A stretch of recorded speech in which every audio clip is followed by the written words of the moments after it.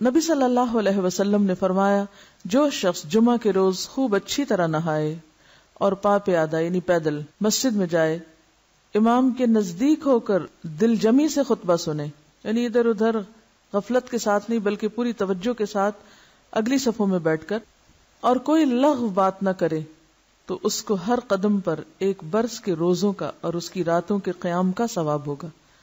یعنی اتنا فضیلت والا عمل ہے اگر کوئی شخص پوری توجہ اور محبت اور شوق کے ساتھ کرے. جب اذان ہو جائے تو کیا کرے انسان؟ مسجد کی طرف دوڑ پڑے. تو مسجد میں جماعت تو نہیں ہو رہی ہوگی، پہلے کیا ہو رہا ہوگا؟ خطبہ ہو رہا ہوگا. سامعین کا امام کی طرف رخ کرنا، یعنی جمعے کے دن یہ نہیں کہ آپ کرسی لگا کے کسی اور طرف منہ کر کے بیٹھ جائیں اور جب جماعت ہو تو پھر صف میں کھڑے. نہیں، آپ صف میں بیٹھے ہو، کس طرف منہ ہو؟ قبلہ رخ ہو. امام سامنے ہی ہوگا نا قبلے کی طرف. ایک صحابی کہتے کہ جب آپ ممبر پہ چڑھتے تو ہم اپنے چہروں کے ساتھ آپ کی طرف متوجہ ہوتے، ادھر ادھر نہیں دیکھتے تھے خطبے کے دوران. امام کے قریب بیٹھنا. اللہ کے نبی صلی اللہ علیہ وسلم نے فرمایا، ذکر میں حاضر ہوا کرو، یعنی خطبہ میں، اور امام کے قریب بیٹھا کرو. بے شک آدمی دور ہوتا رہتا ہے حتیٰ کہ وہ جنت میں بھی پیچھے ہی ہوگا اگرچہ وہ اس میں داخل بھی ہو جائے. تاخیر کی اتنی مذمت ہے. خاموشی سے خطبہ سننا، یعنی بات نہیں کرنی چاہیے، کوئی اہم بات بھی نہیں پوچھنی چاہیے.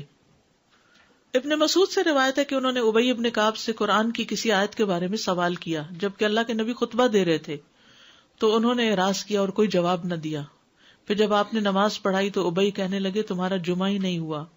تو ابن مسعود نے رسول اللہ صلی اللہ علیہ وسلم سے پوچھا تو آپ نے فرمایا ابی نے سچ کہا، کوئی بات کرنے کی اجازت نہیں، یہ کہنے کی بھی کہ چپ ہو جاؤ یہ بھی اجازت نہیں.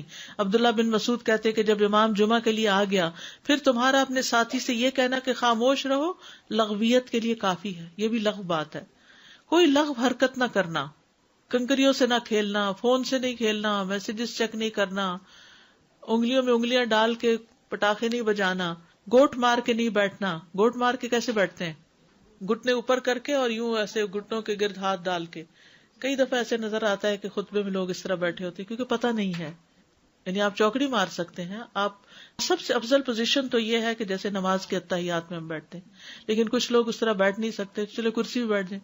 اگر کرسی نہیں ہے نیچے بیٹھے ہیں تو چوکڑی مار کے بیٹھ جائیں، ٹانگیں اس طرح پیٹ کے ساتھ لگا کے گھٹنوں پہ ہاتھ کو بل دے کے اس طرح نہیں بیٹھے.